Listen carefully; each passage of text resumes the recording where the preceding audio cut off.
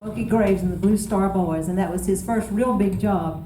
He heard Smokey advertising on the radio for a banjo player, and Eddie wanted to get off the farm so bad, he says, well, I'll write him a letter and see if he'll hire me. Now, bear in mind, Eddie was not a banjo player at that point, but he had his mother co-sign for him to get his first banjo, and he learned to play it and he went to work. And he'd been playing with Smokey a while, and they were playing on WSVS in Crewe, Virginia. And a couple of fellows who lived in Richmond came through, and they happened to be Don Reno, and I believe Red was with him, Red Smiley was with him. And they stopped by the station, see who that kid was playing that crazy kind of banjo with Smokey Graves. Well, that eventually morphed into Eddie's first big international job with Mac Wiseman. And Eddie's never looked back since, and he and Mac have been fast friends ever since then, and I'm so grateful because I got to get in on some of that when I met Eddie in 1973. And occasionally we'd back out Mac at some of the festivals, and that was just the biggest thrill that I just had ever had to that date. And I remember those were in the hippie days, and we played some festivals that were they got kind of crazy back then, I have to say.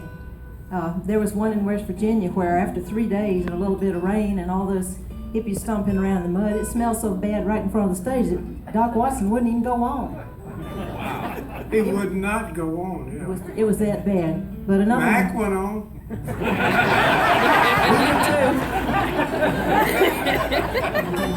too. Did we get paid? I don't remember. No, we didn't get paid. But there was, we never got paid at that one. Ronnie was tore up. He didn't get paid either. But I want to tell you, Mac, we played another festival during those hippie days up in Pennsylvania, I think it was. And they were getting kind of wild out there in front of the stage. The girls were lifting their shirts up and all that kind of stuff. And I remember Lester Flatt and Nashville Grass were on stage, and we were doing as musicians usually do, and hanging back at the door of the stage and just peeping out, seeing what all was going on, and kind of poking fun at the folks that was on stage. And Lester was digging those girls lifting their shirts up like that. And he would turn around, he was kind of stone-faced on stage, but he'd turn around and he'd give it this. When he saw us, But then when Mac went out there, that stuff was going on, and it was getting a little bit wilder than it had been. And I think one girl, she took it completely off or something like that. And what was it Mac said to her? He looked out there and saw me. He was astonished like I was, in a good way. He looked at those girls and he said, "Hey, honey, if you're going to drown those puppies, save the ones with a brown nose, I'll take them."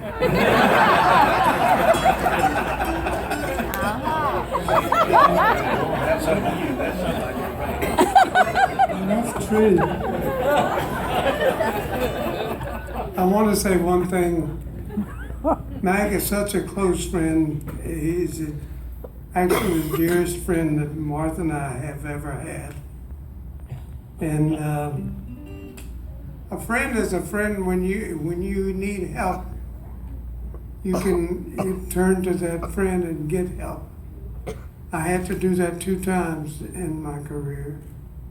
And both times, Mac come forward and helped us out. He's a genuine hero of Martha's and mine, and we love the heck out of him. Mac came into a club in Canada one night, and he asked me to write the words down to that song, and I had to holler back and forth to somebody else to get them down. I never can do anything when I have to. You did learn to write. No, that was the way it was. Mac did do one thing for us. It was already starting to chart, and Mac said he would hold off a little while before he put his out, so he wouldn't disturb ours. But his was as big as ours, if not bigger. But we both had it. We both had a hit on that record. That was pretty good. A tune called "Bringing Mary Home."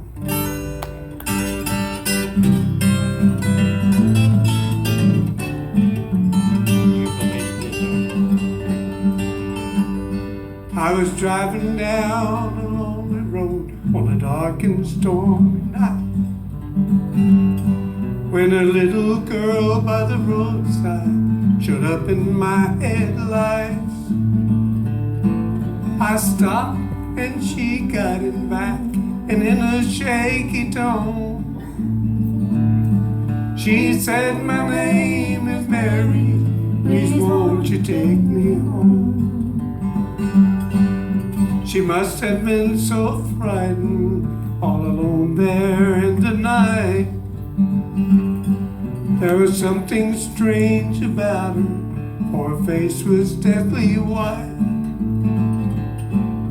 She seemed so pale and quiet, in the backseat all alone. I never will forget that night I took Mary home.